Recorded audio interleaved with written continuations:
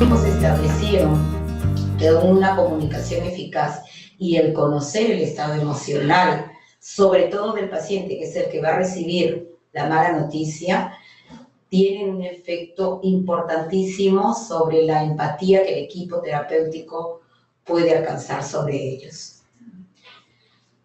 ¿Cuáles son unos principios para una información adecuada en cuidados paliativos? La comunicación tiene que ser interpersonal en el contexto de los cuidados paliativos, sobre todo porque se dirige pues a un proceso de entrevistas en el cual nosotros los encargados, los profesionales encargados de la atención del paciente y de su familia como cuidador principal, vamos a informar aspectos muy importantes sobre una enfermedad quizás que le va a llevar al paciente a tomar decisiones muy importantes. A través de esta comunicación interpersonal, nosotros vamos a facilitar a los pacientes y a los cuidadores la exploración de sus problemas. Y también vamos a facilitar la toma de decisiones. Y esos son los cuidados paliativos. No solamente tenemos injerencia en el control de los síntomas físicos, sino que también nosotros abordamos al paciente desde un punto de vista holístico, una persona, un ser humano biopsicosocio, emocional y espiritualmente afectado por una mala noticia. Los pacientes, miren ustedes qué importante, consideran que entre los atributos esenciales que debe poseer un profesional de la salud se halla la voluntad de escuchar y la voluntad de explicar. El tiempo, darnos ese tiempo es sumamente importante. La comunicación se vuelve ineficaz cuando se asocia a incumplimiento terapéutico. O sea, no explicamos bien y de repente pues no nos damos el tiempo y el paciente no cumple exactamente las indicaciones terapéuticas porque no las comprendió, porque hay muchos factores que no le han permitido comprender por qué debe tomar cual o tal medicamento. Y hay un aumento del estrés también en los pacientes porque no saben, muchos de ellos en nuestra experiencia nos preguntan ¿por qué me envían aquí a dolor si no tengo dolor? Pero es que cuidados paliativos no es solo el síntoma dolor, cuidados paliativos es toda una gama de síntomas que se van a ir presentando conforme evoluciona la enfermedad y progrese la enfermedad.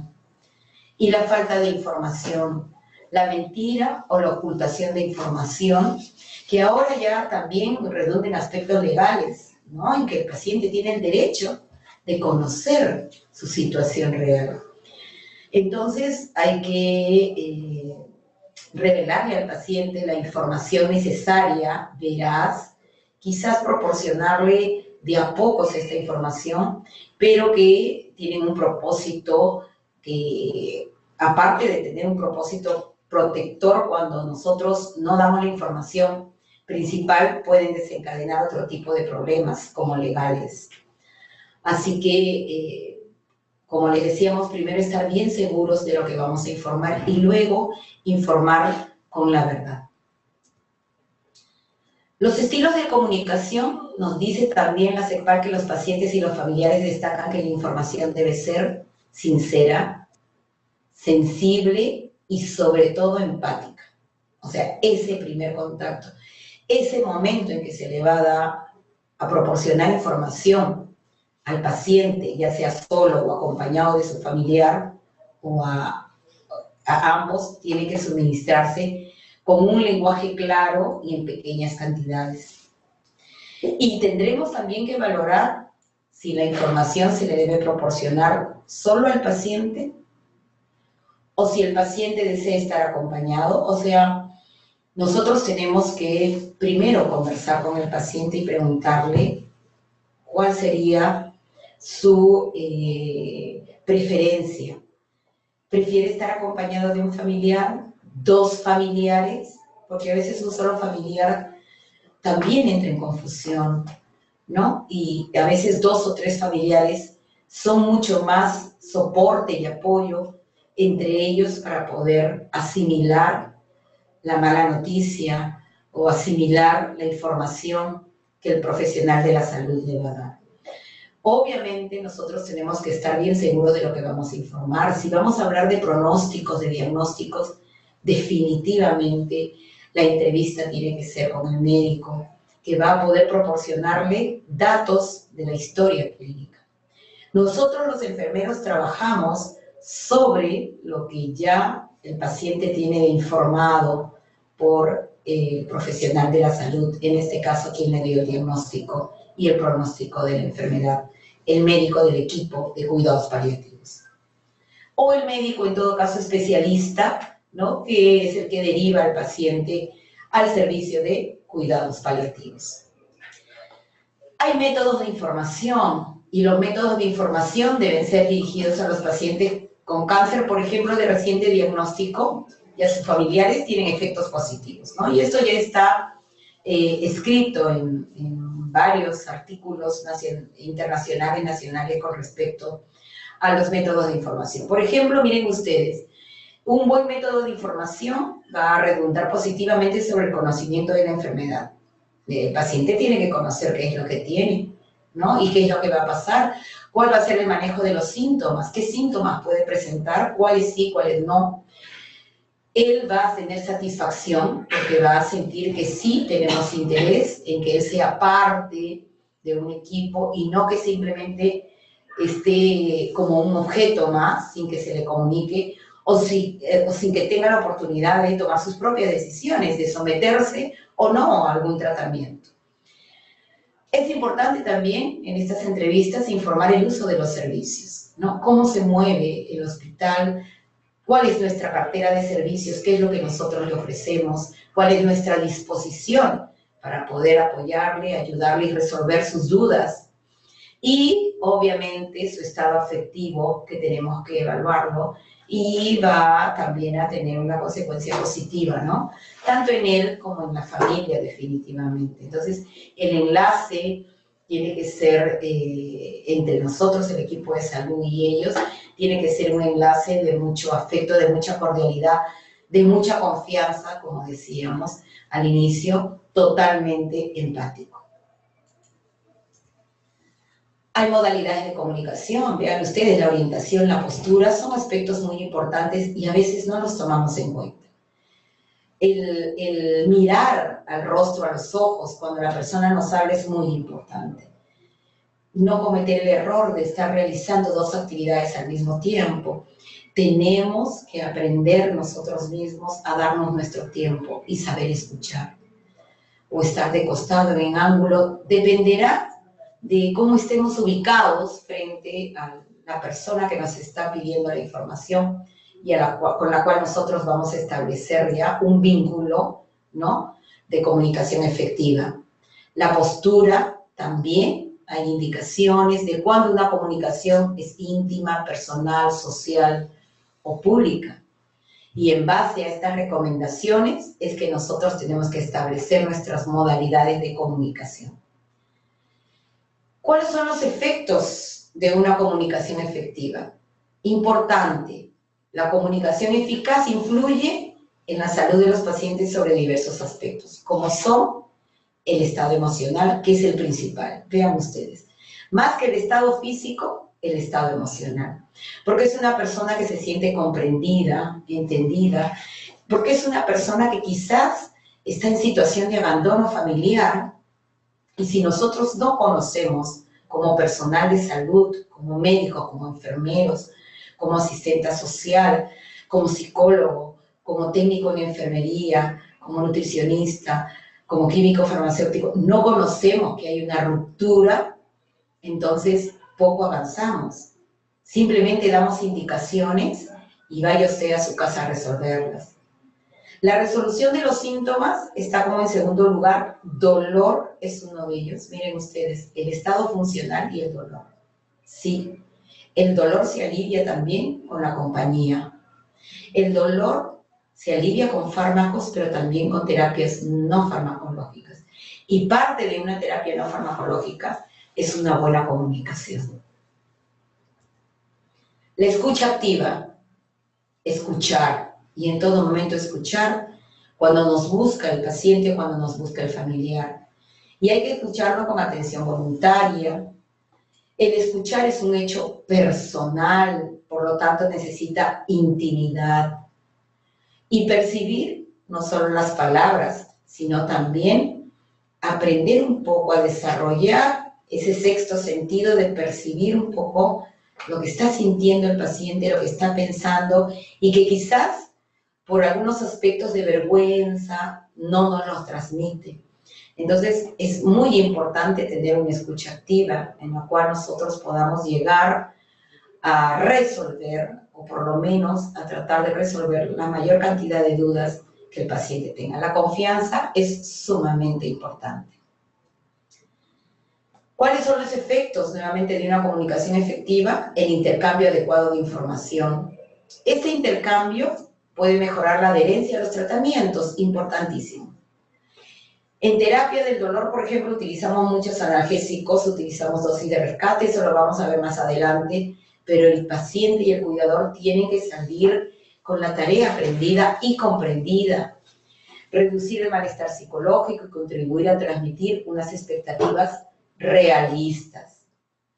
La comunicación adecuada tiene influencia sobre la capacidad de adaptación, inclusive de los pacientes y sus familiares, que son los cuidadores a las nuevas situaciones. Sí, es verdad, porque una enfermedad en cuidados paliativos que no tiene oportunidad de curación, pero que sí tiene oportunidad de muchos cuidados durante la progresión de esta enfermedad, que no sabremos cuánto tiempo durará la progresión, entonces se va a tener que ir el paciente y la familia adaptando a nuevas situaciones cambiantes.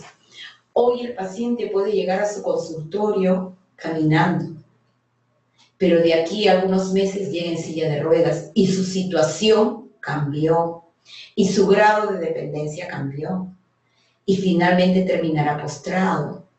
Y entonces todas esas situaciones, explicándose con anticipación, se pueden ir superando de la mejor manera.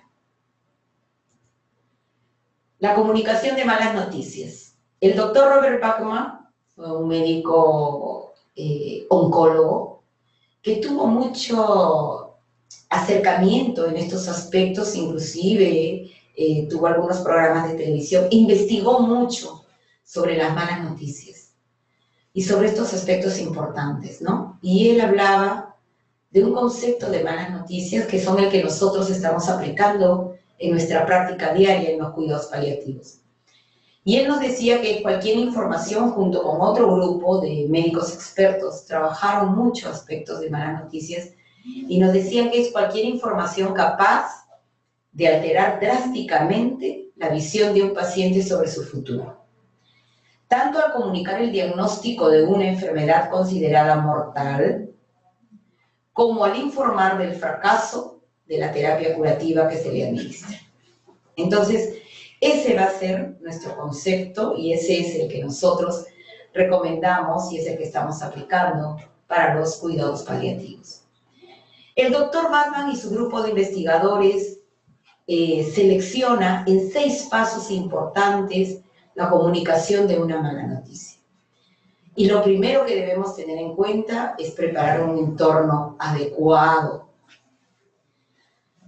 Realizar una revisión exhaustiva tanto de la historia clínica como de las pruebas complementarias que puedan confirmar el diagnóstico y el pronóstico. Y encontrar un lugar tranquilo, privado, que respete la intimidad del informado, asegurándose de no ser molestado. Inclusive ellos recomiendan la desconexión de todo aparato como teléfonos que puedan ser interruptores de esta información.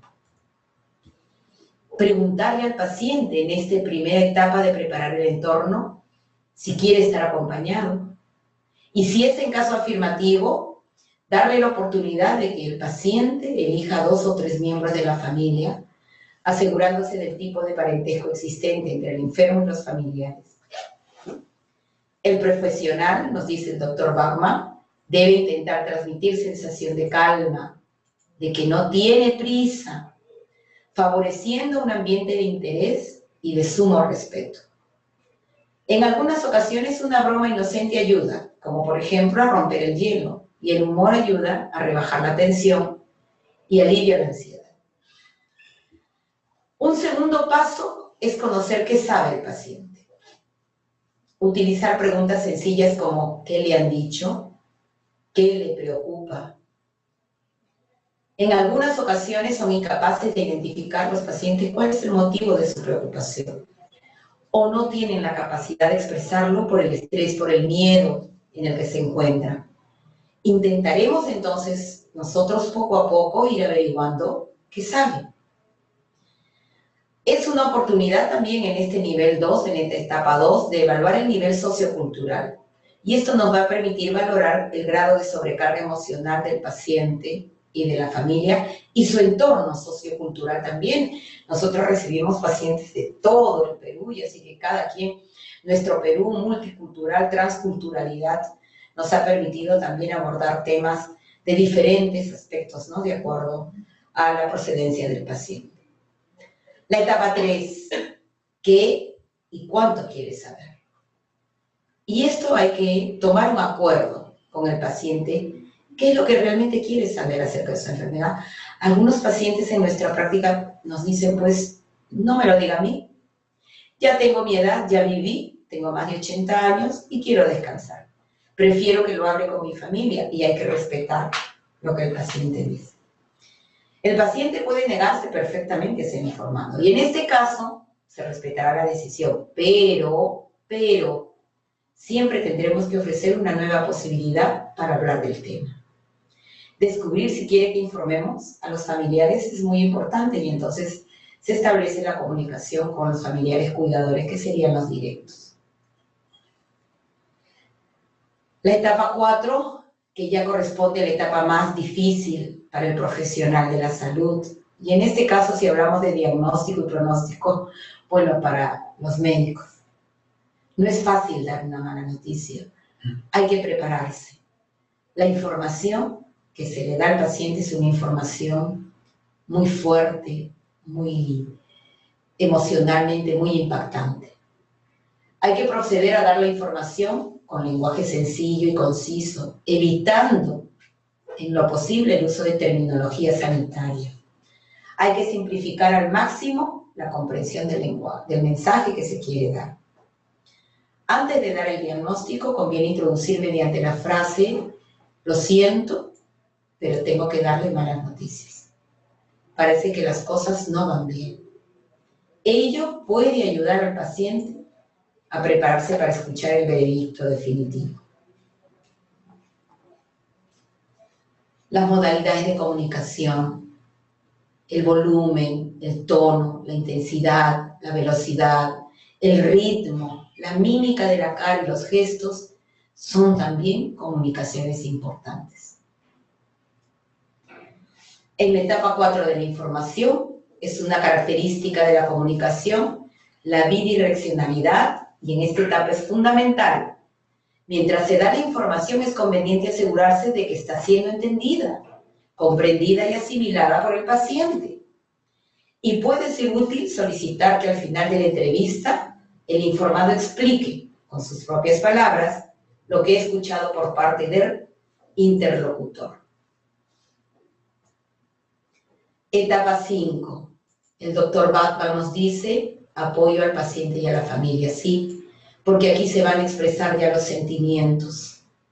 Ante un corto pronóstico de vida o un diagnóstico funesto, las reacciones son muy diversas. El llanto es uno de ellos y nosotros tenemos que estar preparados emocionalmente para poder respetar esta etapa en el paciente. Detectar la reacción que embarga el paciente tras escuchar la información. Si queda en silencio, se puede intentar preguntar para que exprese sus emociones. En esta etapa nuestro rol fundamental es facilitar la resolución de los sentimientos y ayudar al paciente y a la familia a comprender y aceptar las razones de cada uno. Asegurar que tienen la oportunidad de compartir su perspectiva y apoyarlos para que toleren sus discrepancias también.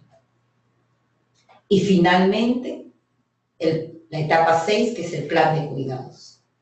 Llegados a este punto, el paciente suele sentirse confuso, abatido y preocupado por la información que acaba de recibir. Se intentará demostrar al paciente que estamos a su lado, que vamos a apoyarle durante todo el proceso y que es la hora de elaborar un nuevo plan de cuidados, un nuevo plan de vida basados en las expectativas que se intentarán cumplir. Aliviar síntomas y compartir miedos y preocupaciones, que es lo más importante. Finalmente, decirles que hay algunos obstáculos que pueden interferir esta comunicación, materiales físicos, psicológicos o sociales, ruidos, escasa visibilidad, demasiadas personas, la sordera, la ceguera, la vocabilidad defectuosa, o el diferente estado de ánimo emotivo, la pertenencia socioeconómica y cultural diferente.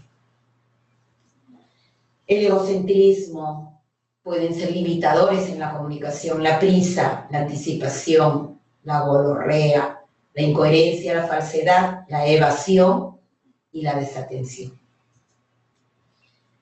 ¿Cuáles son los objetivos de nuestra comunicación entonces? Terminando esta primera etapa de nuestra clase de hoy, conocer los problemas físicos y personales del paciente, hacerle sentirse cuidado y acompañado hasta el final, evaluar su reacción ante la enfermedad, sus temores y ansiedades, facilitar el alivio sintomático eficaz y mejorar su autoestima, dar información veraz, establecer con él su tratamiento, conocer qué es lo que puede aumentar su bienestar, conocer sus valores espirituales, culturales y medios de apoyo, ayudarle a vencer el tabú de la muerte, darle tiempo para resolver asuntos pendientes, reforzar el principio de autonomía, detectar las necesidades de la familia, mejorar la relación con los demás y la relación paciente-equipo de cuidados paliativos que sea directa e interactiva. Muchas gracias y hasta aquí conmigo yo le doy el pase al doctor Miguel Ángel Otoya, médico responsable también de este curso, para que pueda hablarles sobre aspectos éticos. ¿Verdad, doctor? Buenas tardes, doctor. Buenas tardes. Bueno, en primer lugar, dar gracias a Dios por la posibilidad de estar aquí nuevamente, un día más de vida, una nueva oportunidad para realizar las cosas que debemos hacer en forma adecuada, para poder versar y conversar con ustedes acerca de lo que hemos venido desarrollando a lo largo de estos 18 años, 19 años, ¿no? El servicio que tenemos de fundados. Y también poder seguir aprendiendo de lo emocionante que puede ser por los cuidados paliativos, ¿no? Nuevamente agradecer al equipo técnico, comandado por la licenciada Nena, ¿no? por los doctores de aquí del servicio, del hospital, de todos lados que nos están haciendo posible, ¿no? Que están haciendo posible esta comunicación. Y muy contentos de poder llegar a más compañeros de trabajo, a más colegas asistentes, porque la realidad es que todos somos Perú, ¿no? Y estamos tratando de inculcar esto sin afanes personales ni cosas egocéntricas que muchas veces se pueden dar, pero lo que queremos es que los cuidados paliativos se diversifiquen y que se puedan realizar a nivel nacional. ¿Por qué? Porque nuestros pacientes lo necesitan, ¿no? Es una necesidad que nosotros hemos ido viendo a lo largo de los años cómo ha ido incrementando la necesidad de los cuidados paliativos, no solamente en Lima, no solamente en Guinea, sino a nivel nacional, ¿no? Y eso es el esfuerzo que nos permite poder llegar a ustedes una vez más y Dios mediante poder seguir compartiendo en lo sucesivo con cada uno de ustedes. Bueno, creo que estamos listos para seguir la parte de ética y humanismo en cuidados paliativos, ¿no? Bueno, siguiente. Bueno, hablemos un poquito de los principios de la ética médica, ¿no? Tenemos el principio de beneficencia o hacer el bien, el principio de no maleficencia o no dañar, ¿no? Que es algo que nos enseñan siempre desde un principio, el principio de autonomía y el principio de justicia. El principio de beneficencia o hacer el bien está basado en el concepto, ¿no? De promover el bienestar del paciente, hacer lo que es de mayor interés para el paciente, ¿no? Por ejemplo, pues puede ser retirar o mantener el tratamiento apropiado. Una situación que puede ser bien para el paciente puede ser pues el hecho de mantener el tratamiento, ¿no? Seguir con el tratamiento, con todo lo que debemos dar al paciente, pero algo que también puede ser hacerle bien al paciente es retirar el tratamiento, ¿no? La idea no es encarnizarse con el paciente, la idea tampoco no es adelantar ni retrasar nada, ¿no? Nosotros tenemos que mantener la idea de que el paciente debe vivir las horas que tiene programado vivir, que nosotros no lo hacemos, que no lo programamos, pero de la mejor forma posible. Entonces, si hacer bien al paciente significa quitarle las intubaciones, quitarle las vías endovenosas que sabemos que ya no le van a seguir manteniendo con calidad de vida, pues eso es lo que debemos hacer. Si por otro lado, hacerle bien al paciente significa seguir en tratamiento, ya sea por un cuadro que se le ha complicado, por una neumonía, por tantas enfermedades que pueden darse a nivel oncológico, pues debemos mantener ese tratamiento. No es nuestro interés, no es interés del hospital, sino es interés del mismo paciente, ¿no? Para hacer el bien al propio paciente. Por otro lado, el principio de no maleficencia, que es no dañar, ¿no? Evitar cualquier intervención que pueda ser dañina, como por ejemplo el hecho de contar la cruel realidad a un paciente que ha expresado su deseo de no saber nada sobre su enfermedad. Muchas veces el paciente o el profesional, ¿no? Dice, bueno, señor, usted tiene un cáncer de páncreas, por favor ya no venga más, ya no lo vamos a tratar, ¿no? Es un paciente terminal. Y puede sonar un poco cruel, un poco duro, pero hay cosas que se dan, ¿no? Nosotros hemos visto ese tipo de situaciones, y no es porque el médico sea malo, sino porque simplemente no ha tenido muchas veces, o el personal de salud sea malo, sino porque muchas veces no ha tenido la capacitación que ahora estamos compartiendo, que ahora estamos recibiendo, sobre cómo dar bien las malas noticias, ¿no? Que nos acaba de exponer brillantemente la licenciada Gorburu. Entonces, eso es una cuestión tampoco de no dañar al paciente más de lo que ya está dañado, ¿no? Porque no nos olvidemos que los pacientes son oncológicos, tienen un pronóstico de vida determinado, muchos de ellos. Entonces, lo que debemos es evitar seguir dañándolos. El tercer principio es el principio de autonomía, el cual reconoce el derecho de todo paciente con capacidad de toma de decisiones, de decidir acerca de los tratamientos de acuerdo con sus creencias, con sus valores personales y culturales, incluso cuando estas decisiones son distintas de las aconsejadas por el experto. Muchas veces este principio de autonomía pues viene se está dando en contra de la corriente actual, ¿no? Muchas veces, antes pues el médico era, y es algo que siempre recuerdo de mis profesores, ¿no?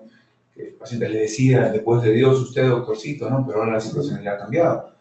Tenemos que con la multitud de información que tenemos, pues ya el paciente ya viene sabiendo muchas veces su cuadro, muchas veces el tratamiento, ya nos dice, doctor, ¿y por qué no me da esto? ¿Y por qué no me da este otro? Entonces, estas cuestiones ya han cambiado y van a seguir cambiando. Entonces, nosotros tenemos que ir acostumbrándonos, tenemos que ir preparándonos para afrontar esas situaciones de la mejor manera posible para dar bienestar a nuestros pacientes. Este principio de autonomía, ¿no? Como ya les decía, pues, y muchas veces puede contradecir, ¿no? Los principios de beneficencia y no maleficencia de un paciente, ¿no? Por ejemplo, en un paciente que insiste pues, en ser resucitado, ¿no? En su muerte, o la familia que dice, doctor, yo quiero que mi paciente viva, ¿no? No importa que esté pues, intubado, que esté conectado a 2, 3 días en todo, no, o sea, yo quiero que mi paciente viva, así no está despierto, pero quiero sentirlo vivo, ¿no?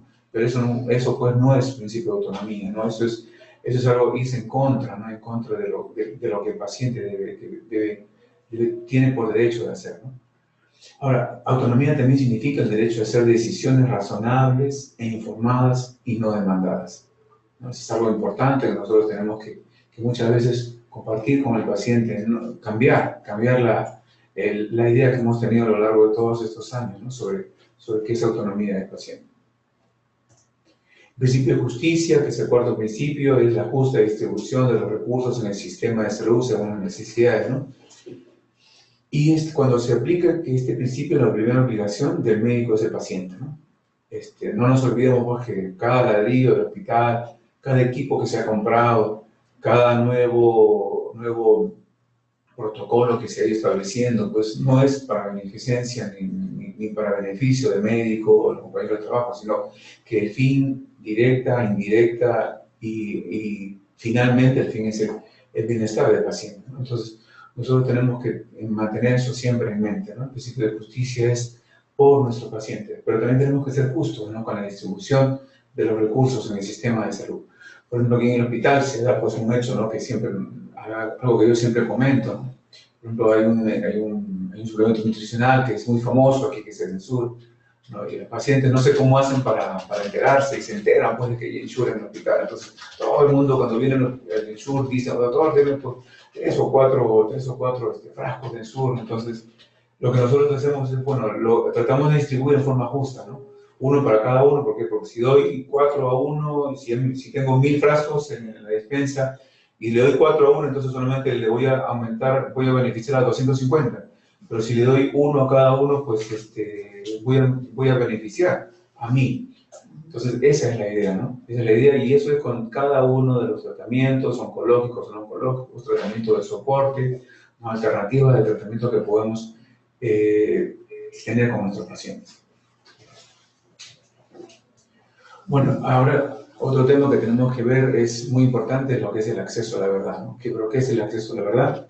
Es algo que nosotros no hemos ido tratando de cultivar, tratando de enseñarnos primeramente a nosotros mismos, en segundo lugar a nuestros colegas, a nuestros compañeros de trabajo, luego a los familiares de los pacientes, ¿no? Que muchas veces ellos llegan, pues, cuando el paciente llega pues, a la consulta, llega pues, con un atisbo de no querer que el paciente sepa la verdad, ¿no? ¿Sí?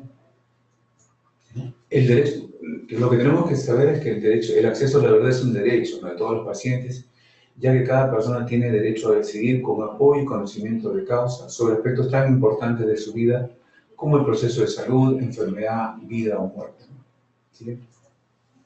En ese sentido, la comunicación honesta es un imperativo ético para el personal profesional sanitario. El acceso a la verdad implica también el respeto de los deseos y los valores del paciente, es decir, el principio de autonomía. Y permite la organización de los cuidados según las prioridades y preferencias de los pacientes y facilitando una toma de decisiones compartida. ¿Cuál es la importancia del acceso a la verdad?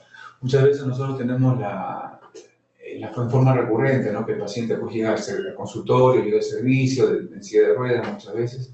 Detrás del paciente viene pues, el familiar, el cuidador principal, uno o dos familias que vienen haciendo el gesto de pues, que no le digamos nada, que me guiñan el ojo, que me ponen el dedo sobre la boca, entonces diciendo que no le digamos nada porque supuestamente el paciente no sabe nada. ¿Por qué? Porque siempre dicen, doctor, si papás se enteran que tiene una enfermedad terminal, pues, o que es un paciente con cáncer, mi papá se va a matar, se va a morir, se va a deprimir, ¿no? Entonces, por favor, no le diga nada, dígale cualquier otra cosa, nos hemos dicho que tiene un tumorcito, que es benigno, pero la situación es que eso no es la situación, esa no es la verdad de nuestra realidad, ¿no? Nosotros, en primer lugar, pues siempre les digo a los familiares, nosotros no estamos, pues, este es un hospital oncológico, no es la maternidad de Lima, ¿no? Entonces, si no se entera por nosotros en forma adecuada, en forma real, en forma esperanzadora, porque también el acceso a la verdad debe ser eso, ¿no? O sea, hay muchas formas de decir la verdad, como bien lo compartió la licenciada, pero esa verdad pues tiene que ser en una forma que el paciente pueda sentirse aliviado de saber la verdad, pueda sentirse pues humano, humanizado, pueda sentirse consolado con saber la verdad. Obviamente no es fácil, obviamente no es nada fácil, es difícil, pero nosotros tenemos que ir diciendo las cosas en forma adecuada. Siguiente, por favor. La Ley General de Sanidad estableció el derecho a que el paciente y sus familiares reciban información completa, continuada, verbal y escrita sobre su proceso, incluyendo el diagnóstico, el pronóstico y las alternativas de tratamiento. Se indica que el paciente tiene el derecho a conocer toda la información disponible con motivo de cualquier actuación y que también tiene derecho a no ser informado, ¿no? Muchas veces el paciente puede decir, doctor, no quiero saber nada, por favor hable con mi esposa, hable con mis hijos, o doctor, sé que tengo una enfermedad avanzada, pero no quiero saber más, ¿no? O muchas veces, doctor, quiero saber todo, dígame todo lo que me espera, todo lo que todos los pasos que debo seguir para tratar de prolongar mi vida, ¿no? ¿No? Entonces, esto pues es lo que nosotros tratamos de hacer siempre. Este exceso de la verdad estipula que la información, por regla general, debe ser verbal, con constancia de la misma en la historia clínica, y que comprenderá como mínimo la finalidad y la naturaleza de cada intervención, sus riesgos y sus consecuencias.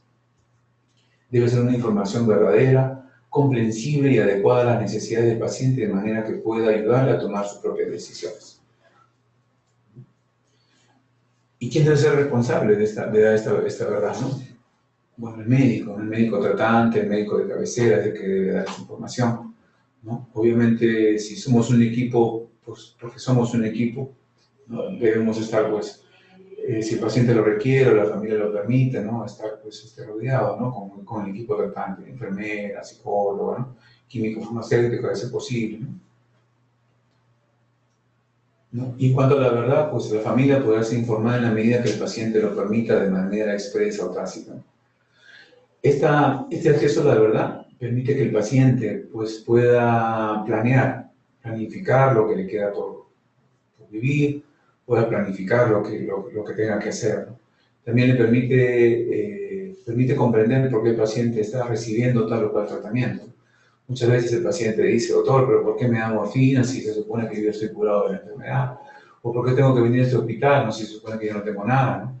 Sucede que a veces este acceso a la verdad, pues, o esta negación al acceso a la verdad no nos permite compartir nada de eso con el paciente, ¿no? Y en cuanto a la familia, pues el paciente debe ser, ¿no? De forma directa o indirecta, el que nos pueda permitir quiénes deben saber y quiénes no deben saber, ¿no?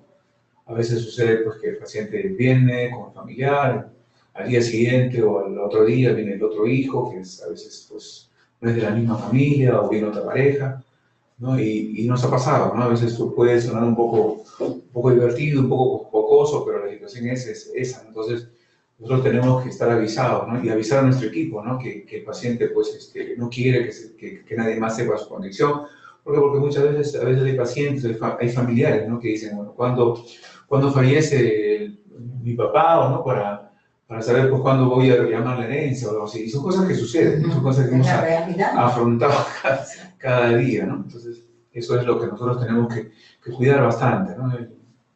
Tener bien celosos con la información que guardamos, ¿no? Bien personales, ¿no? Guardar las cosas personales de nuestros pacientes y la familia que viene alrededor. Siguiente. Bueno, no obstante, ¿no? La comunicación de malas noticias es una de las cuestiones más difíciles en los cuidados paliativos y constituye uno de los aspectos que genera más conflictos en la comunicación con el enfermo y su familia, ¿no? Siguiente.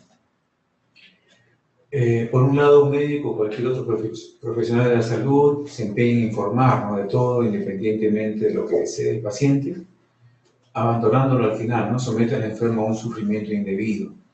No es algo que nosotros tenemos que evitar también. Si el paciente no quiere saber todo, pues no se le debe decir todo.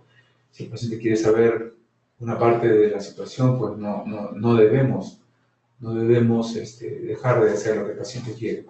Este acceso, la verdad, permite pues, que el paciente pueda planificar las cosas, ¿no? Muchas veces nos encontramos con pacientes que dicen, doctor, ahora que sé pues, que tengo una enfermedad que no me va a permitir vivir mucho más tiempo, pues quiero viajar, ¿no? Quiero viajar a mi pueblo de origen, regresar a mi terruño, quiero congraciarme o quiero reconciliarme con mi compadre con el que me peleé hace 30 años por un terreno o por un animalito que se murió. Entonces, quiero hacer eso ahora que lo puedo hacer, ¿no? Pero en el momento en que ya pues, el paciente no lo puede hacer, entonces va a verse frustrado, ¿no? Muchas veces. O a veces también sucede que el paciente pues, puede planificar, ¿no? Se ha dado el caso de que el paciente pues, planifica su velorio. Doctor, yo quiero que me entierren con este vestido, quiero que me entierren con este anillo, porque para mí significa mucho estas cositas, ¿no? O quiero que me entierren al lado de mi papá, al lado de mi mamá, al lado de mi esposa que falleció hace unos años, porque yo quiero eso, no quiero eso.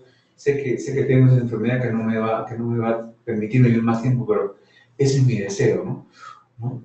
O quiero, doctor, o muchas veces, a veces sucede también que hay algunos pacientes que son nuestros de aquí al hospital, ¿no? O sea, no podemos negar esa realidad. Algunos pacientes que son pacientes personales de aquí del INEM, que son personales de nosotros mismos, que saben, ¿no? Muchas veces cómo va a ir la situación ante un diagnóstico pues, de una enfermedad avanzada. Dicen, doctor, no quiero nada más, lo único que no quiero es tener dolor. o no quiero sufrir, o otros que saben mucho dicen, bueno, otros quiero someterme a todo tipo de terapias, quimioterapia, radioterapia, cirugía, que puedan prolongar mi vida, ¿no? Porque eso es así, ¿no? Siguiente. Hay que informar al enfermo, ¿no? Garantizándole de que no va a ser abandonado y en un contexto en el que puede expresar sus preocupaciones y sus miedos, ¿no? Facilita una comunicación adecuada y el apoyo emocional que necesita. Muchas veces uno de los primeros miedos que tiene el paciente es para cáncer, ¿no? Doctor, tengo cáncer, ¿no? El otro miedo que dice, doctor, me voy a morir, ¿no?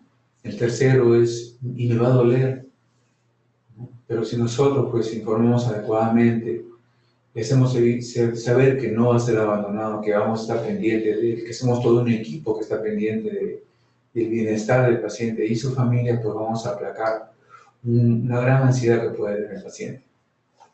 ¿Sí? Bueno, ¿y qué pasa cuando tenemos la discordancia, ¿no?, entre el acceso a la verdad o jugar a ser Pinocho, ¿no?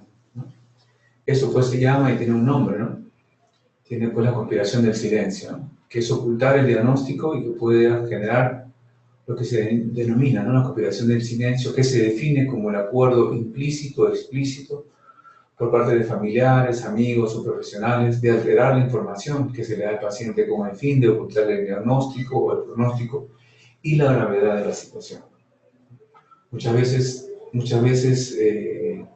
sucede pues que el paciente no sabe nada, porque todo el mundo le dice, te vas a poner bien, te vas a sanar, te vas a recuperar, nos vemos el próximo año como todos los años en la reunión del fin de curso o en la reunión de la promoción, ¿no? Y el paciente no sabe, ¿no? Y entonces el paciente, pues eso genera angustia en el paciente, ¿no? ¿Por qué? Porque el paciente dice, todo el mundo me dice que está bien, todo el mundo me dice que voy a sanar, que me voy a recuperar, pero yo veo pues, que hace 2 meses podía caminar, ahora ya no camino, ahora yo veo que hace 2 semanas podía comer de todo, ahora ya tengo restricciones para comer, ¿no?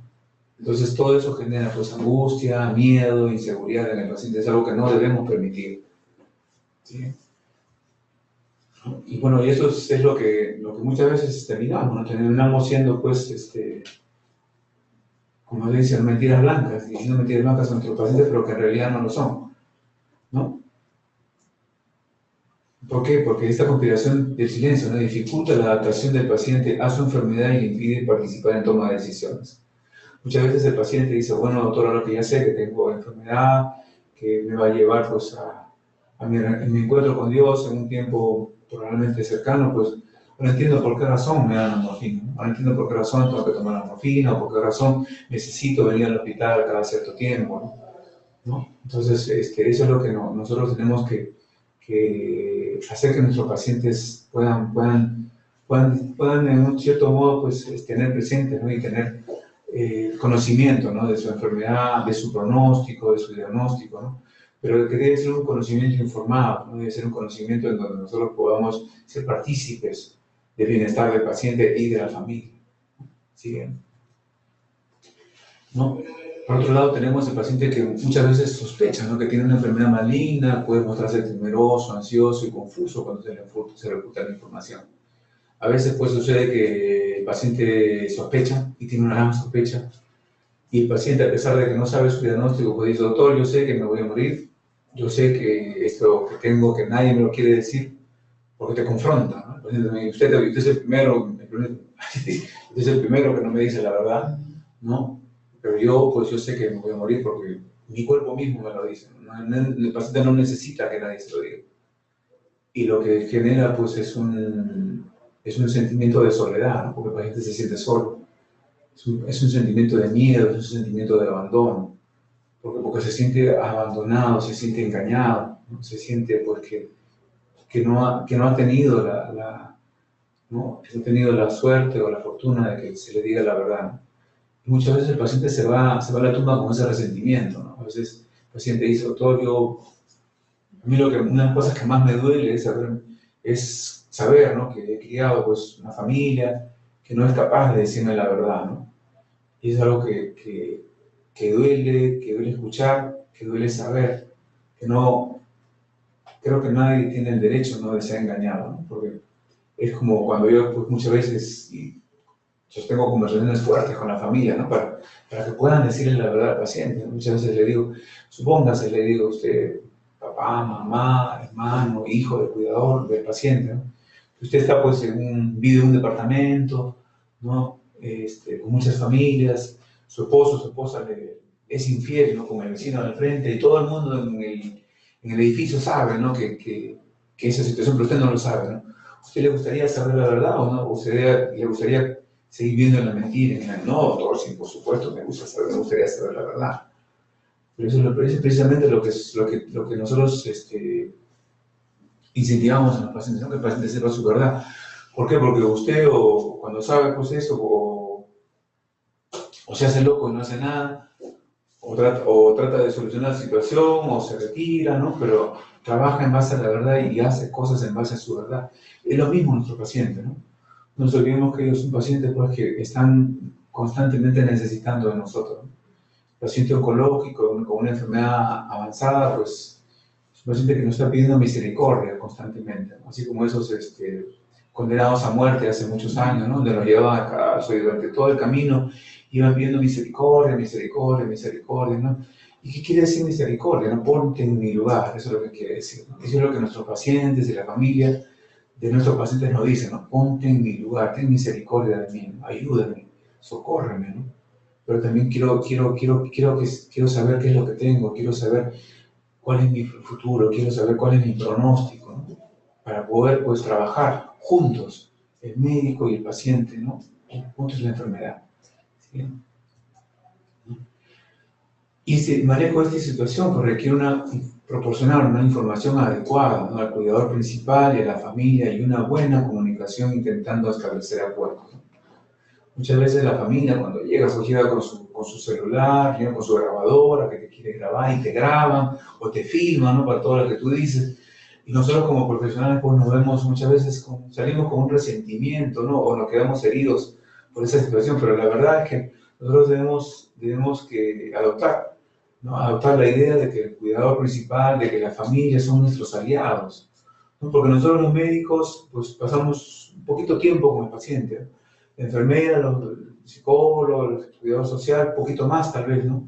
Pero quienes paran más tiempo con el paciente, quienes están horas, días, el día entero, la noche entera, son los cuidadores principales, son la familia. Y nosotros debemos formar alianzas con ellos, ¿no? Formar alianzas que nos permitan generar el bienestar del paciente. ¿Y cómo, no? Pues siendo honesto, ¿no? Honesto con la comunicación sencilla, fácil, adecuada, donde el paciente, el cuidador principal, pueda entender y pueda hacerle sentir que nosotros estamos a favor de ellos, no estamos en contra, que no nos sentimos perseguidos porque en realidad no lo estamos, ¿no? Estamos trabajando juntos, ¿no? Con la familia y con el paciente en pro del bienestar del paciente y de la comunidad, ¿no? De la familia. Bueno, y eso creo que sería todo, ¿no? O sea, dispuesto a contestar las preguntas si las que las hubiera o escuchar, pues, comentarios, ¿no? Experiencias que ustedes también nos puedan compartir, ¿no? Exacto. Eso creo de cómo han abordado eso es lo una que situación. son los cuidados paliativos, ¿no? Definitivamente. Exacto, sí. La idea del curso también es un poco interactuar, claro, ¿no? Sí. Y conocer sus experiencias que a nosotros también nos van a ser valiosas e importantes. Sí, definitivamente. Si hay alguna pregunta, alguna duda, algo que no haya quedado claro, pregunten quizás ahora el manejo de la próxima. ¿no? Quizás este es uno de los aspectos más difíciles de los cuidados paliativos, en realidad, más que manejar un síntoma, a veces refractario como el dolor, la náusea, el vómito, que finalmente se llegan a controlar este aspecto de la mala noticia y de abordar con el paciente y con la familia aspectos de pronóstico de enfermedad. Claro. Es sumamente difícil, tenemos que prepararnos nosotros, el equipo de cuidados paliativos tiene que estar preparado para poder asumir ciertos momentos difíciles, ¿no? Que vamos a tener que asumir. Algo que también es importante es saber, ¿no? que la demanda emocional es muy grande, ¿no? Todo esto. La parte afectiva, la parte emocional, es algo importante que nosotros debemos saber manejar, ¿no? Porque es algo que yo siempre le digo a los residentes, ¿no? Si yo me voy a poner a llorar con los 4.000 pacientes que atiendo al año, entonces no voy a llegar, ¿no? Y ya tenemos, pues, ¿no? Tenemos más de 15 años en este andar, ¿no? En los cuidados paliativos. Entonces, nosotros tenemos que hacer es ver a los pacientes pues, como solucionar sus problemas inmediatos, tratar de aliviarlos lo más pronto posible y seguir adelante hacia el siguiente paciente, porque eso es lo que nos queda, ¿no? No tratar de sobrecargarnos en forma emocional. ¿Por qué? Porque nosotros tenemos vida, ¿no? Después de la consulta, pues tenemos que ir a casa, tenemos que seguir las actividades con la esposa, con los hijos, con la familia, ¿no? Y es algo que ellos tienen derecho a tener también de nosotros, ¿no? O sea, no por el hecho de que nosotros seamos profesionales de salud, vamos a desentendernos totalmente de ellos, ¿no? Ahora, hay que tener en cuenta también que el abordaje es, sí, a veces nosotros también somos seres humanos, doctor, y derramamos algunas lágrimas, sobre todo cuando se abordan malas noticias en pediatría, fíjense ustedes, con los padres. O sea, aquí la mala noticia no es al niño, es al padre, al papá y a la mamá, y esos son momentos sumamente difíciles, que sí, pues que a veces nosotros como profesionales de la salud también tenemos nuestra parte humana allí, y terminamos derramando algunas lágrimas con los padres porque es tremendamente impactante, ¿no? Pero hay que hacerlo, pero hay que buscar el momento también ideal, ¿no? El momento ideal, hay que preparar todo un entorno, como bien nos decían los estudiosos en esta materia, y esperar el momento adecuado en dar la mala noticia. No sé si tenemos ya alguna pregunta, licenciada Nena, o alguna experiencia, alguien que quiera comentar. Sí, buenas tardes. Les habla la licenciada Nena Espinal. Les comento que estamos en la ronda de preguntas. Voy a estar habilitando ordenadamente el micrófono para que podamos participar. Si habilito el micrófono a todos, lamentablemente se va a generar un tema de mucho ruido y no vamos a poder comunicarnos correctamente. Por favor, ingresa con su pregunta, doctora Telles. Buenas tardes, doctor Otoya. ¿Cómo prevenir contingencias legales si el paciente desea que no se le comunique todo respecto a su enfermedad y el tratamiento de esta, y luego se queja que no fue bien informado?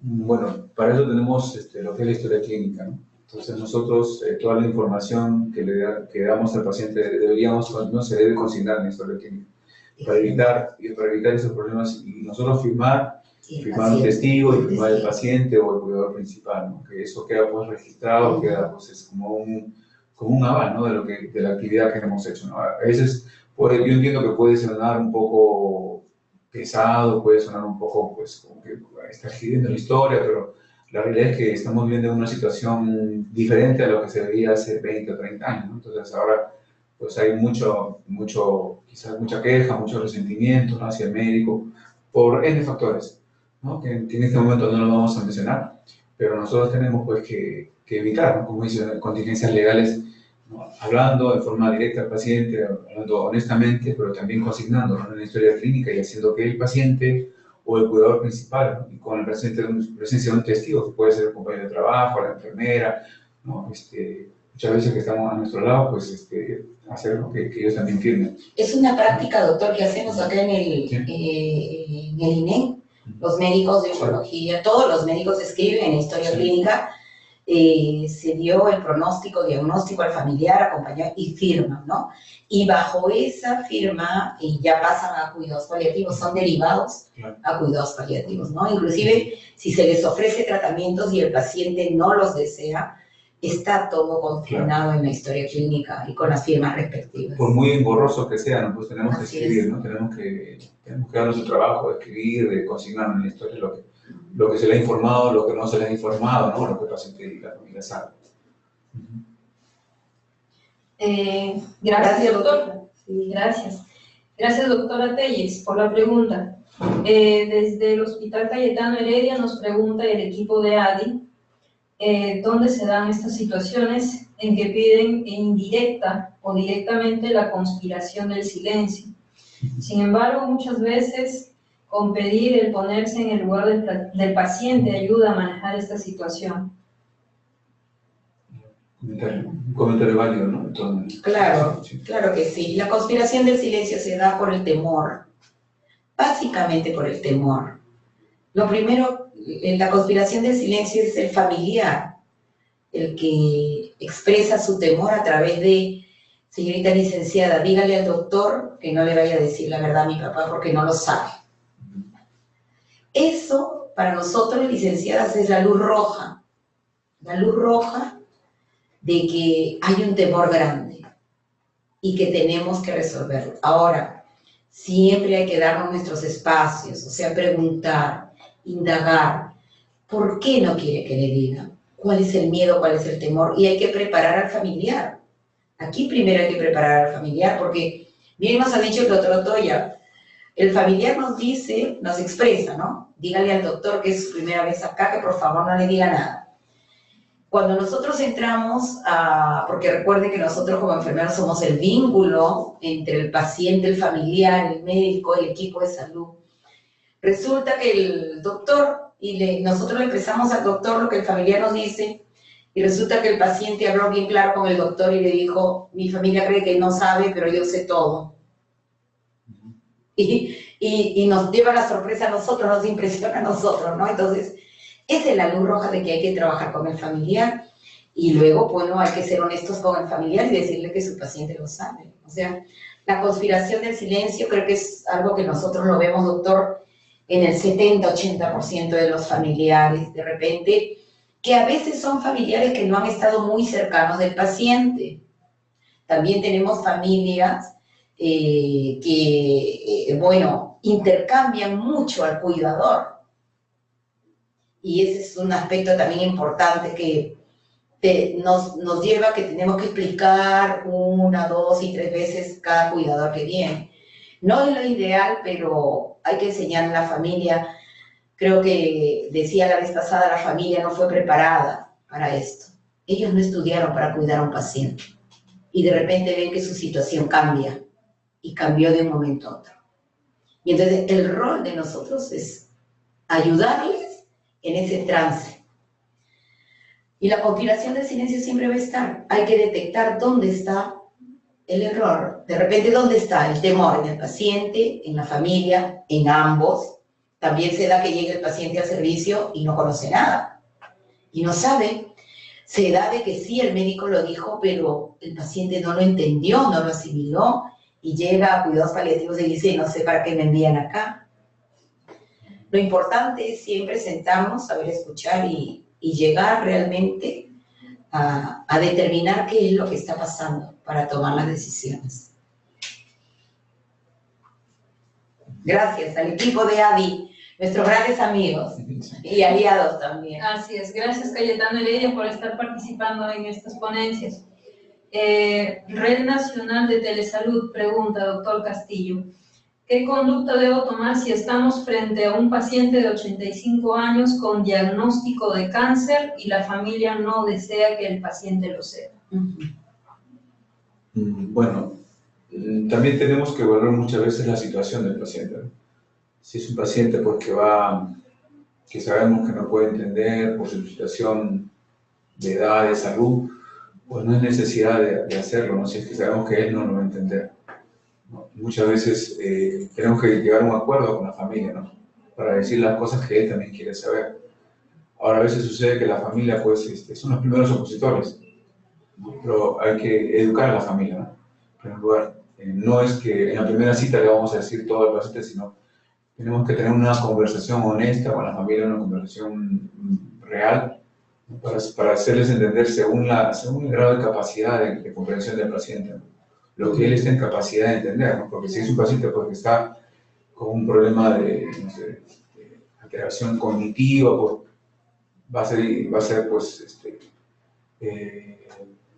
absurdo, ¿no? Tratar de decirle o que entienda la realidad de su situación cuando el paciente no está en capacidad de hacerlo, ¿no? Ahora, por otro lado, las formas de decir las cosas de las personas adultas es... a menos lo que yo siempre hago, y es algo que quisiera compartirles, es que ellos, cuando están en una situación de enfermedad terminal o enfermedad avanzada, pues tienen mucho poder. Las palabras del paciente oncológico, las palabras del paciente del papá, ¿no? De la mamá, del abuelo, de la abuela, tienen mucho poder sobre, ¿sí? sobre su familia, ¿no? Y muchas veces nosotros partimos de eso, ¿no? Que ellos tienen la oportunidad de poder dejar a su familia un legado de valor, un legado de valentía, ¿no? Porque es la realidad, ¿no? Y eso es algo que nosotros siempre tratamos de reforzar en el paciente. Señor paciente, usted en este momento tiene pues la oportunidad de decirle, ¿no? De decirle cosas que hace 4 o 5 años no le podía haber dicho porque tiene este estigma, ¿no? De que está con sus últimos días. Entonces, lo bueno o lo malo que le pueda decir a su familia, pues va a redundar muchísimo. Entonces, usted tiene esa oportunidad de poder decir las cosas que antes no se les podía decir o no se las dijo, decírselas ahora, ¿no? Y el ejemplo que usted dé a su familia va a marcar a su familia, ¿no? Si su familia ve pues, que usted ha sido un paciente, o usted es un paciente que afronta con valor su enfermedad, con entereza, con positivismo, con ganas de seguir adelante, pues ellos también van a seguir adelante. ¿Por qué? Porque muchas veces la familia, no sabemos, nosotros nos vamos, pero somos un espejo para todos. A pesar de que nosotros no nos demos cuenta, hay alguien que siempre nos está mirando, que nos está observando. Y son pues los que nos quedan, ¿no? Que quedan de nosotros. Y ese alguien pues va a seguir nuestro ejemplo, sea bueno o sea malo. Entonces eso es lo que nosotros tenemos la oportunidad en este momento como paciente de dejar un legado de valor, un legado de interés, un legado de positivismo a nuestra familia. Por otro lado tenemos pues la oportunidad también de dejarle lo otro, lo malo, ¿no? Que es un legado de desánimo, de depresión, de que no sé qué hacer. Entonces poner en la balanza eso al paciente, ¿no? Explicarle esa oportunidad de oro que tiene. ¿Por qué? Porque la enfermedad oncológica, por más que sea pues, una enfermedad tan terrible como lo suele ser, pero te da una segunda oportunidad. Una enfermedad oncológica es algo que yo les digo a mis pacientes, es una enfermedad que te permite seguir viviendo. Es una enfermedad que Dios te da la oportunidad para que tú sigas adelante con tu vida, que puedas reorganizar tu vida, que puedas reordenar tu vida. Es una segunda oportunidad que Dios te da para seguir viviendo y para ordenar las cosas, ¿no? Que tienes pendientes por hacer.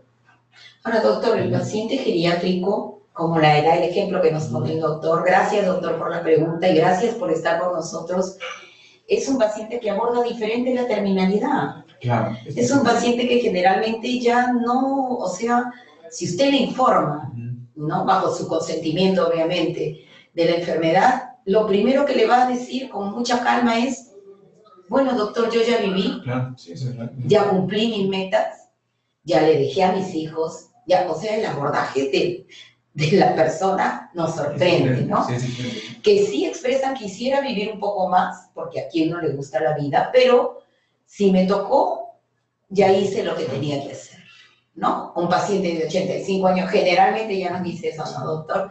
Que es muy diferente a un paciente de 40 años, que sí el abordaje es totalmente diferente, porque tiene todavía expectativas, entonces... Y tiene obligaciones. Y tiene obligaciones. Que ya no tiene, ¿no? Exacto, como que ya cumplió. Y lo que deja es el ejemplo de cómo afronta esta situación, ¿no? A la familia. Generalmente ellos en realidad están más preocupados en otra cosa, ¿no, doctor? Que si la gastritis, que si... ¿no? Que seguir pasándola bien en estos últimos tiempos que le quedan, porque reconocen que hay un tiempo de vida también y que ellos se están acercando a esa terminalidad. Aparte que muchas veces la enfermedad oncológica en pacientes adultos mayores, pues como que acompaña al paciente, ¿no? Exactamente. Muchas veces el paciente fallece por un paro cardíaco que le iba a dar de todas maneras y que no tiene nada que ver con su enfermedad o por una neumonía que le dio o porque ya es su momento de morir. Así es, la enfermedad oncológica es, en el adulto mayor es una enfermedad metabólica lenta, muy lenta. Entonces, los pacientes de cáncer de próstata, doctor, fallecen de una hipertensión, de un accidente cerebrovascular, y no fallecieron del cáncer, porque se les detectó el cáncer a partir de los 70 años, de los 75 años. Y tuvieron todavía con tratamiento, porque ellos sí se someten al tratamiento, y tuvieron años de vida. Y esa es la característica también de la enfermedad oncológica. Y eso es algo que el paciente lo asimila hasta mejor, ¿no? Dice, doctor, qué bueno que ya me dijo lo que tengo, porque eso ya me da un alivio, ¿no? Entonces ya puedo pues, planear los poco tiempo que tengo, ya puedo pues, repartir mi herencia entre mis hijos, ¿no? O viajar o no, ¿no? Entonces, son cositas que por más que nos sorprendan, o sea, son muchas cosas buenas que encontramos más que las cosas malas, ¿no? Cuando somos honestos, cuando somos realistas, ¿no? Porque es cuestión de decir la verdad. ¿Sabes qué, señor? Usted tiene enfermedad terminal, pero esta enfermedad no lo va a matar, porque pues usted tiene una edad no determinada. Si seguimos adecuadamente todo el tratamiento, pues la enfermedad muchas veces lo acompaña, ¿no? Entonces es algo que, y no es mentira, ¿no? No es mentira al paciente, ¿no? Bajo ningún momento. Sí, nos llega la pregunta de doctora Tellas. En caso de los menores de edad, ¿existe protocolo para restringir la información al padre que se considere un riesgo? Por ejemplo, en caso que el padre o madre tenga una denuncia por agresión física o psicológica que ha realizado contra el menor y que ha sido debidamente informado al establecimiento de salud. Bueno, honestamente, creo que muy pocas hemos visto este tipo de situaciones, pero en este caso, pues cuando hay estas situaciones legales, mucho tiene que ver la parte legal, ¿no? El fiscal, ¿no? El juez de turno, es el que tiene que determinar ese tipo de, ¿no? de situaciones más que nosotros, porque ya después, ya esto sale de la esfera netamente asistencial, ¿no? Si no, ya pasa a ser una situación legal, ¿no? Ahora, lo que nosotros sí hemos visto en pediatría, porque nosotros tenemos la oportunidad, ¿no?, de tener experiencia de atención en cuidados paliativos desde los niños hasta el adulto mayor.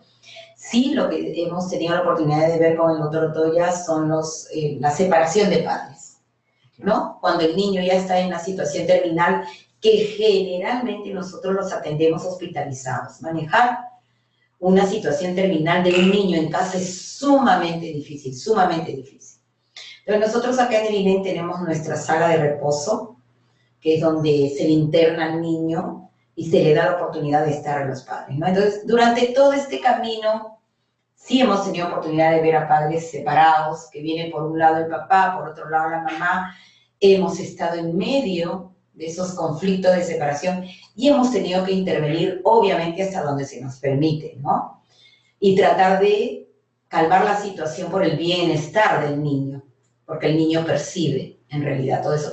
Pero el niño quiere estar con el papá y quiere estar también con la mamá.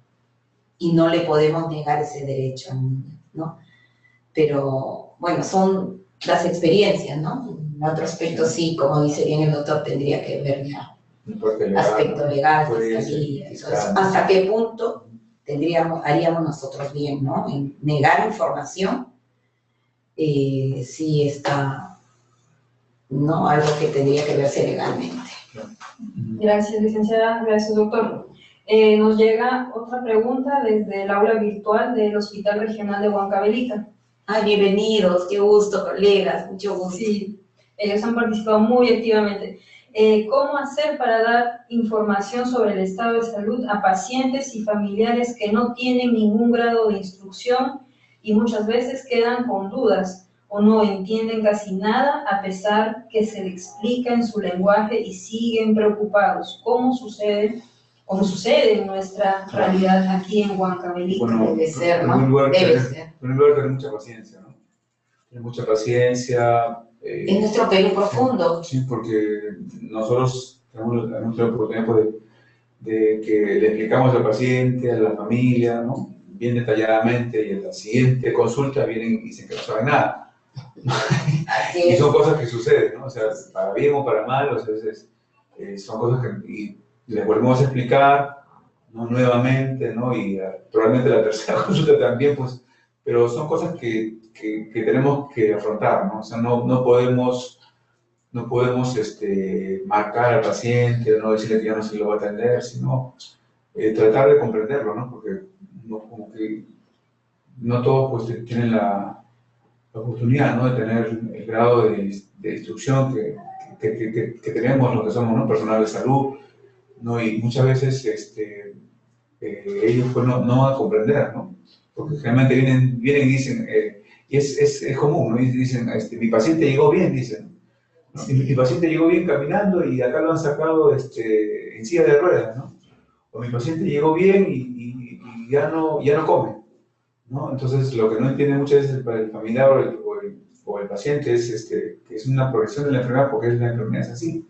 Entonces, hay que explicarle, ¿no? De forma bien detallada, bien sencilla, ¿no? Que es un tipo de enfermedad pues, que lo va a ir consumiendo poco a poco, ¿no? Y que es una enfermedad que no tiene cura.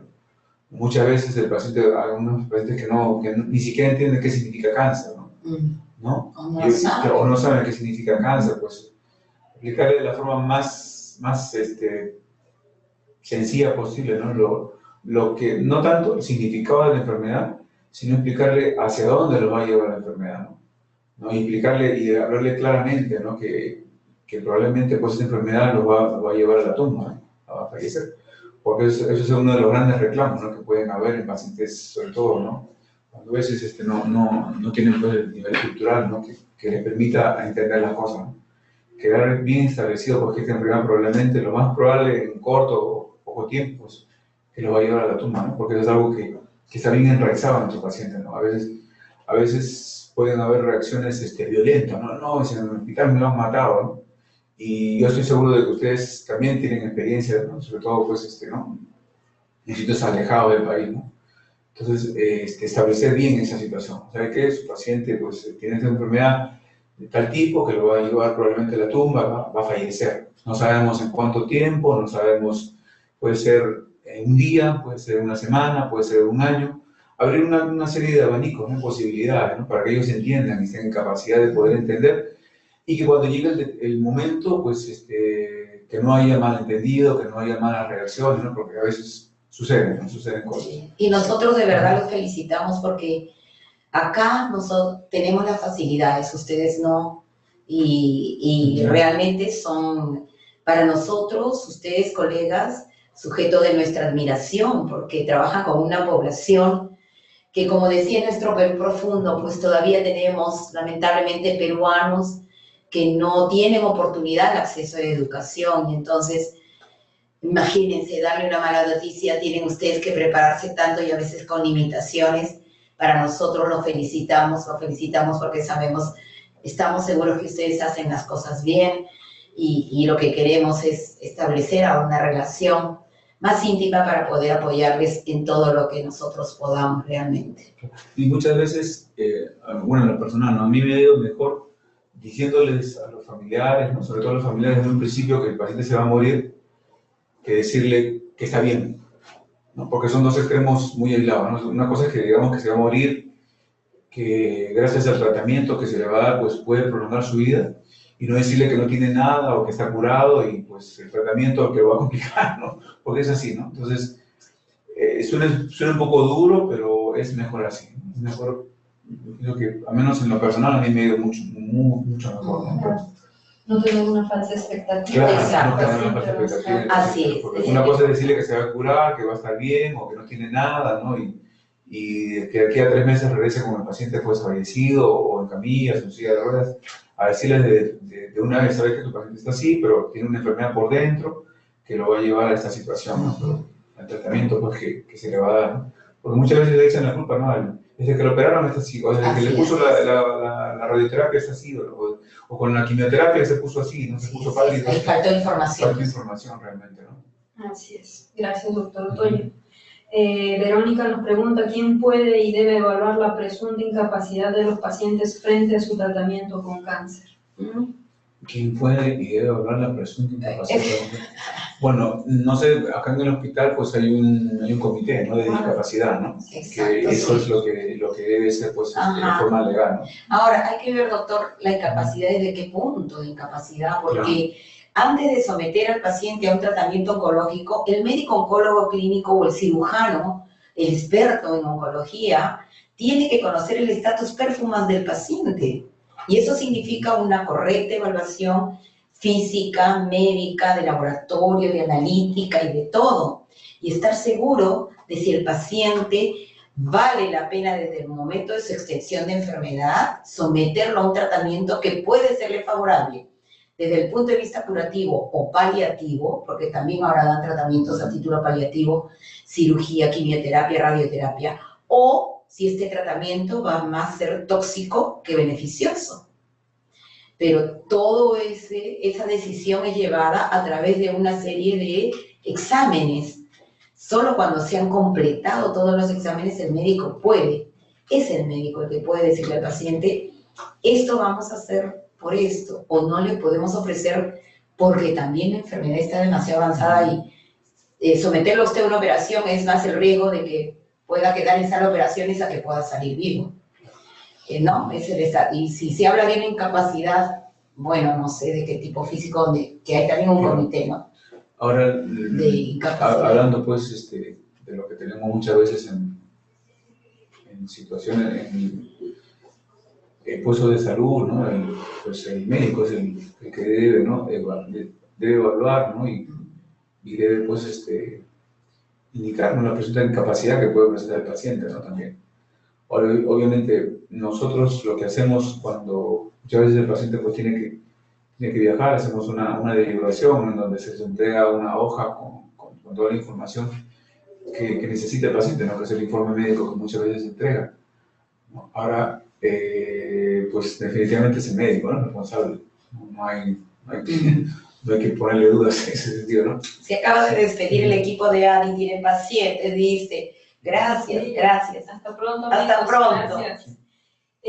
Ana Maritza nos pregunta, como consultora en hipertemia maligna, tengo grupos familiares con antecedentes de esta enfermedad, en ocasiones con antecedentes de abuela, madre, tíos y o primos fallecidos por hipertemia maligna. Cuando me he reunido con el grupo familiar, les sirve para aprender de la patología y empoderarse en el tema para las siguientes cirugías. Y muchas veces ellos previenen al equipo quirúrgico. Esto cuando hay antecedentes, si no lo hubo. Igual es importante reunirse con la familia en la medida que ellos lo permitan. Así es, totalmente de acuerdo. Sí, algo importante que nosotros debemos siempre recordar en medicina paliativa es que la historia clínica es importantísima. La historia clínica pues tiene la parte, ¿no? de entrevista, la parte de la anamnesis, que nosotros debemos hacerlo de forma bien detallada, ¿no? Y también la parte del examen físico, ¿no? que nos permite pues diagnosticar adecuadamente el síntoma. Nosotros, es algo que también les digo a los residentes, ¿no? Nosotros no hacemos grandes cirugías, no hacemos grandes quimioterapias, ¿no? Paliativistas, no hacemos grandes radioterapias, pero lo que hacemos es tratar síntomas, ¿no? Pero para tratar un síntoma en forma adecuada lo debemos hacer, pues, primero diagnosticar adecuadamente el síntoma, ¿no? Y según eso ya tratar, ¿no? El tratamiento que más conviene. Que puede ser, pues, muchas formas, ¿no? El origen del síntoma puede ser formas sospechadas, pero esa es nuestra labor, ¿no? Diagnosticar adecuadamente el síntoma y tratarlo, ¿no? De forma adecuada. Gracias, doctor. Claudia Castañeda nos pregunta, y en el caso de un adolescente, digamos, con una leucemia mielocítica o con osteosarcoma, en el que muchas veces se tiene que proceder con amputación, ¿cómo se puede intervenir? Bueno, para esto pues somos un equipo multidisciplinario, ¿no? Entonces, es apoyarnos en los especialistas, ¿no? En este caso son pues, los especialistas de salud mental, psicología, ¿no? Entonces ellos pues ir de la mano. El adolescente es un grupo especial también. Claro. O sea, acá en el INEM tenemos la oportunidad de tener servicios de pediatría, un servicio especial de adolescentes. Los adolescentes no están con los adultos, el servicio de adultos y el servicio de geriatría. El adolescente tiene una característica especial porque está en una transición, pues en una etapa de que pasa de una etapa de que dejó de ser niño y está pasando a una etapa de ser adulto, pero sin embargo tenemos adolescentes que aquí se han enamorado, adolescentes que aquí ellos son muy divertidos, ellos toman las cosas también con bastante realidad. Obviamente el equipo, staff de psicología tiene una pues participación importante para prepararlos, porque aquí ante una amputación estamos hablando de una alteración de la imagen corporal, definitivamente, y muchos de ellos piensan, pues, ¿quién se va a enamorar de mí con una pierna menos, con un brazo menos? Pero eso hay que trabajarlo, es como que trabajamos con las pacientes de cáncer de mama que son sometidas a mastectomías, y que también tenemos que trabajar imagen corporal, ¿no? Porque se ve disminuida la autoestima, entonces hay que trabajar sobre eso, pero los adolescentes finalmente se les lleva un camino de aceptación, porque luego después de la amputación ellos tienen que continuar con tratamientos de quimioterapia y tienen que someterse con la esperanza de que el tratamiento va a dar resultados. O sea, siempre en una comunicación debemos mantener lo que nos decía el doctor Otoya, que sea veraz, pero sin dejar de perder la esperanza, ¿no? De que el tratamiento puede ser efectivo, que existe una posibilidad, sí, y una posibilidad no. Pero que hay que someterse pues a esa posibilidad y, como decimos, enfrentar la situación. Sí. Ahora, el adolescente, pues, como dice la licenciada, no es un grupo especial y nosotros también tenemos que hacerle sentir, ¿no?, que no va a ser abandonado, ¿no? Porque muchas veces sucede que no, el paciente lo trata, un grupo, después pasa a otro sector del hospital y ya no se sigue bien, entonces como que dice, ¿qué pasó?, ¿no? Entonces, estar en todo momento con él, ¿no? No abandonarlo, si ya no va a estar con nosotros, pues por lo menos visitarlo, ¿no? Estar pendiente siempre de él, ¿no? Porque son chicos que están cambiando. Sí. Las visitas les hacen muy bien. Sí. Y él dice, ¿se acuerdan de nosotros? Qué bueno, no nos han olvidado. Cositas que para ellos, que son pequeños instantes de tiempo que nosotros, pues, a veces nos puede quitar un poquito de actividades o muchas actividades, pero para ellos significan mucho, ¿no? Así es. Sí. Gracias, doctor. Juan Cabelica nos pregunta, para dar un buen cuidado paliativo es necesario conocer y sobre todo saber el lenguaje de los pacientes. El personal de salud que llega a trabajar en comunidades como médicos serums no conocen el lenguaje de los pacientes y esta es una barrera para una buena información sobre el estado de salud, su recuperación, etcétera, de los pacientes, porque no hay entendimiento entre ambos. El paciente no entiende nada del médico y viceversa. El médico tampoco entiende los síntomas que refiere el paciente en su lengua, entonces la situación del paciente se va agravando más. Bueno, las comunidades son como grandes familias, ¿no?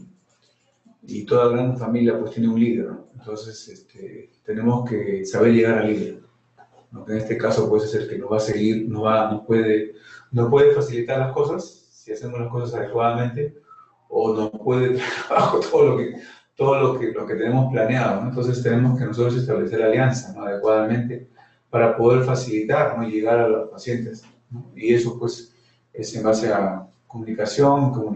O sea, Así es. No podemos dejar de comunicar, ¿no?, porque son cosas importantes, más aún en situaciones donde pues puede surgir, ¿no?, malentendidos que pueden llegar a ser incluso hasta violentos, ¿no? Así es.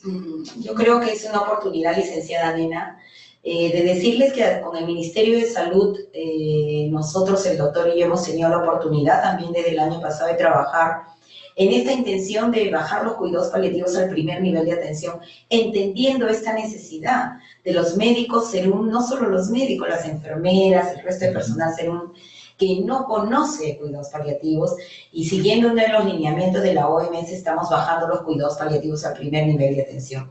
Hemos llegado a 9 regiones, desde el año pasado hemos viajado a 9 regiones, todavía no hemos podido llegar a Huancavelica, pero yo quiero que ustedes sepan que el Ministerio de Salud está preocupado en el primer nivel de atención, para que ustedes también tengan las armas, lo básico en cuidados paliativos, ¿no? Así es, licenciada. Sí. Conjuntamente con el INE, en alianza con el INE. Así es. En esta ocasión estamos llevando estas capacitaciones para primer, segundo y tercer nivel de atención. Estamos trabajando para todos, no exclusivamente para el segundo nivel, sino estamos llegando hasta el primer nivel, y eso es nuestro público objetivo. Para la licenciada Marlene Goiburu, ¿cómo trabajar con el cuidador o madre cuando siente mucho estrés y desgaste emocional por niño con enfermedad avanzada? Sí, ya lo decía, gracias por la pregunta. Lo ideal es que no sea un solo cuidador, no puede ser solo la mamá. Tenemos siempre nosotros que identificar primero a varios cuidadores y hacer un turno de rotación. Ahora, si ya están desgastados, es ahí donde nosotros ofrecemos la hospitalización para el grupo profesional asumir el cuidado en lo que el cuidador va manejando el estrés con el psicólogo, ¿no? Y cuando ya se siente nuevamente empoderado, retorna el niño a casa.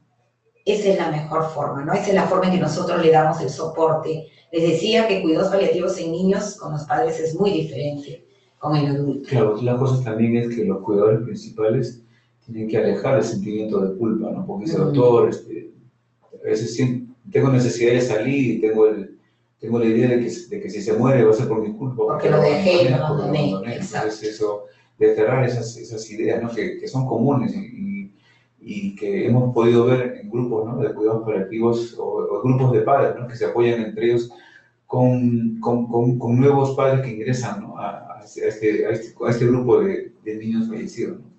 Es importante. Gracias, licenciada. Gracias, doctor.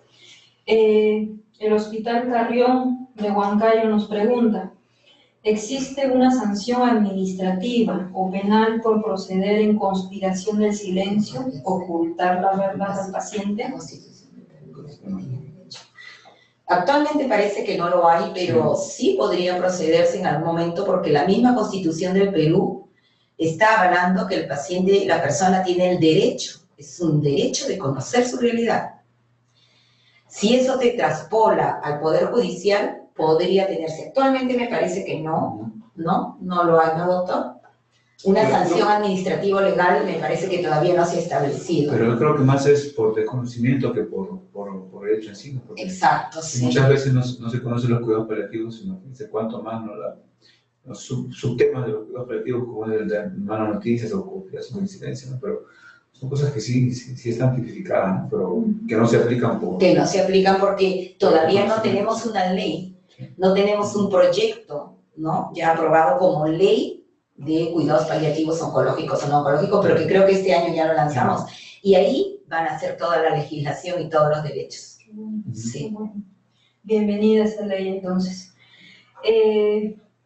Una usuaria, Rodríguez, nos pregunta: ¿cuál es el soporte que se le brinda al profesional cuya labor es dar buenas o malas noticias? ¿Qué hacemos para mantener en equilibrio su grado de sensibilidad en el campo profesional?